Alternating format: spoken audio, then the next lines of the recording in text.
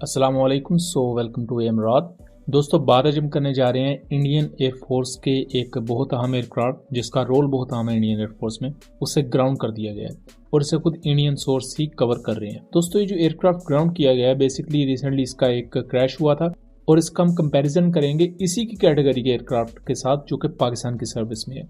तो दोस्तों, मैं बात कर रहा हूँ सिपाकट जैगुआर एयरक्राफ्ट की, जो कि अम्बाला के एरिया में हरियाणा में क्रैश हुआ 7 मार्च को।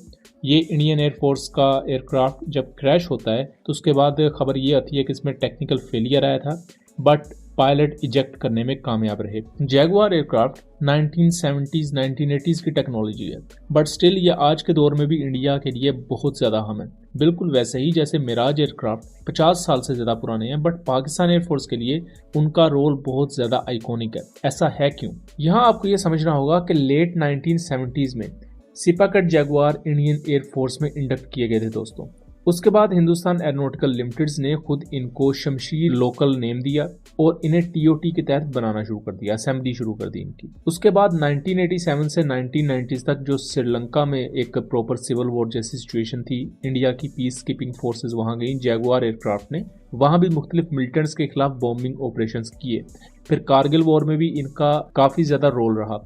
जैगुआर एयरक्राफ्ट बुनियादी तौर पर एक टैक्टिकल अटैक एयरक्राफ्ट है, यानी कि जो एयर टू ग्राउंड ऑपरेशंस कर सकते हैं, डीप स्ट्राइक मिशंस कर सकते हैं। अब जब सन 2003-4 का ईरा आया तो तब बहुत सी टेक्नोलॉजीज इवॉल्व कर चुकी थी, तो इंडिया ने डरीन प्रोजेक्ट लॉन्च किया।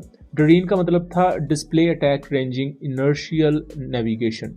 इसके तहत जैगुआर एयरक्राफ्ट को अपग्रेड किया गया, इसका मिशन कंप्यूटर सिस्टम बेहतर किया गया, उसके साथ साथ ऑन बोर्ड एवियोनिक्स को बेहतर किया गया, इस पर स्टैंड ऑफ वेपन्स लगाए गए जो उसके स्मार्ट बॉम्ब्स होते हैं। सिपाकट जैगुआर का एक और भी बहुत ज्यादा अहम रोल वो है इसका टैक्टिकल न्यूक्लियर रोल। ये इंडियन एयरफोर्स की तरफ से अगर कभी जरूरत पड़ती है तो न्यूक्लियर वेपन्स को डिलीवर करने के लिए भी यूज हो सकता है। इस वक्त 60 से ज्यादा ऐसे एयरक्राफ्ट मौजूद हैं और 7 मार्च को इसके क्रैश होने के बाद इंडिया वॉच की रिपोर्ट के मुताबिक इसकी पूरी फ्लीट को ग्राउंड कर दिया गया है इंडियन एयरफोर्स की तरफ से, बिकॉज जो टेक्निकल फेलियर उस पर्टिकुलर एयरक्राफ्ट में आया था, अब वो खतरा है कि वही टेक्निकल फेलियर बाकी एयरक्राफ्ट में भी आ सकता है। ये बिल्कुल सेम वैसा ही किस्सा है जैसे रिसेंटली इंडिया के ध्रुव हेलीकॉप्टर का जब क्रैश हुआ तो पूरी की पूरी ध्रुव हेलीकॉप्टर की जो फ्लीट है, इंडियन नेवल कोस्ट गार्ड की, इंडियन आर्मी की, इंडियन एयरफोर्स की, वो सब ग्राउंड हो चुकी है। अभी वो दोबारा से बहाल हुई है या नहीं, इस पर अभी कोई भी इतलात नहीं है। जैगुआर एयरक्राफ्ट को अक्सर औकात कंपेयर किया जाता है पाकिस्तान के मिराज के साथ, जो कि 180 से भी ज्यादा की तादाद में पाकिस्तान एयरफोर्स में मौजूद है, जबकि जैगुआर एयरक्राफ्ट की इंडियन एयरफोर्स में तादाद 60 है। बट स्टिल जैगुआर एयरक्राफ्ट के क्रैशेस पाकिस्तानी मिराज से ज्यादा हैं। लास्ट टाइम जो पाकिस्तानी मिराज एयरक्राफ्ट का क्रैश हुआ था वो आई बिलीव 2023 या 24 में हुआ था, और ये क्रैश भी कुछ तकरीबन 4-5 साल बाद जाके कहीं एक मिराज एयरक्राफ्ट का क्रैश हुआ था। और पाकिस्तानी मिराजेस का सेफ्टी रिकॉर्ड अल्हम्दुलिल्लाह बहुत अच्छा रहा है। उसका साथ साथ थोड़ा सा कंपैरिजन करेंगे कि इन दोनों एयरक्राफ्ट का रोल ऑलमोस्ट सेम ही है। जैसे कि जैगुआर एयरक्राफ्ट डीप स्ट्राइक के लिए यूज होता है, air to ground tactical attack role में यूज होता है, मिराज एयरक्राफ्ट का रोल भी यही है। 27 फरवरी 2019 को मिराज एयरक्राफ्ट भी स्ट्राइक पैकेज का पार्ट थे, जिन्होंने इंडियन ऑक्युपाइड कश्मीर में air to ground smart munition fire किए थे। लेकिन international analyst Pakistani Mirage aircraft को कुछ मामलात में बेहतर करार देते हैं। पहली वजह तो ये है कि टैक्टिकल न्यूक्लियर ऑपरेशंस में मिराज एयरक्राफ्ट पर राद क्रूज मिसाइल इंटीग्रेटेड होता है, जो कि राद 1 की रेंज 350 किलोमीटर के अराउंड है। ये stand of stealth cruise missile है जो कि न्यूक्लियर वेपन्स को डिलीवर करने के भी काबिल है, जबकि जो जैगुआर एयरक्राफ्ट है ये किसी भी किस्म के एयर टू ग्राउंड मिसाइल को फायर करने के काबिल नहीं है जो न्यूक्लियर कैपेबल हो। ये जो पुराने दौर के ग्रेविटी बेस्ड बॉम्ब्स होते थे ये उन्हीं को कैरी कर सकता है, और वैसे ऑपरेशंस आज के दौर में करना निस्बतन मुश्किल है, बट स्टिल अपनी टैक्टिकलिटी के हिसाब से ये एयरक्राफ्ट काफी ज्यादा आइकॉनिक है। इंडियन एयरफोर्स का प्लान शुरू में ये था कि 2025 तक इन जैगुआर एयरक्राफ्ट को रिटायर कर दिया जाएगा। ये मैं बात कर रहा हूँ 2015 से 16 के दरमियान, जब इंडियन एयरफोर्स में बहुत से उस वक्त प्रोजेक्ट्स पाइपलाइन में थे। तब ये ख्याल किया जाता था कि 2020 तक तेजस एयरक्राफ्ट कंप्लीटली तैयार हो चुका होगा और 2025 में जैगुआर जैसे एयरक्राफ्ट जो है ये कंप्लीटली रिटायर कर दिए जाएंगे।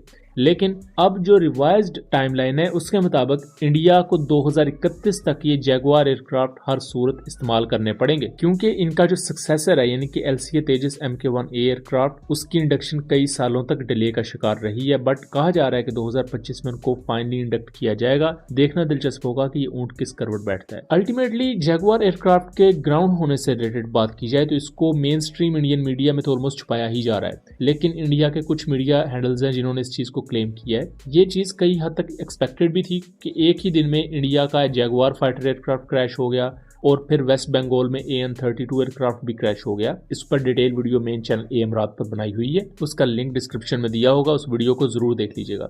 लेकिन जैगुआर एयरक्राफ्ट के पीछे टेक्निकल फेलियर्स अगर आ रहे हैं तो उसमें हो सकता है इंडियन एयरफोर्स की तरफ से जो मेंटेनेंस है उसका इशू हो, या इसमें पायलट एरर भी हो सकता है। लेकिन Jaguar aircraft normal multi role aircraft की तरह नहीं है जो कि आज के दौर में कंप्लीटली रिडंडेंट कहे जा सकते हैं। ये बेशक एक पुराना एयरक्राफ्ट है, लेकिन अटैक रोल में ये शायद जो मॉडर्न एयरक्राफ्ट है उनमें से भी बेहतर है, क्योंकि इसको बनाया ही अटैक पर्पसेस के लिए गया था। आप इसी तरह पाकिस्तानी मिराज एयरक्राफ्ट को देखें तो ये अपग्रेडेड है लेकिन पुराने एयरक्राफ्ट हैं, बट स्टिल इनका जो रोल है कि एयर टू ग्राउंड बॉम्बिंग का, ये उसमें GF-17 जैसे एयरक्राफ्ट से भी बेहतर है। सो दोस्तों, ये था एनालिसिस। उम्मीद करता हूँ चीज़ें क्लियर रही होंगी। वीडियो पसंद आई हो तो इसे ज़्यादा से ज़्यादा शेयर कीजिएगा ताकि इस आगाही को आगे फैलाया जा सके। मिलेंगे अगली वीडियो में, तब तक के लिए अल्लाह हाफिज़।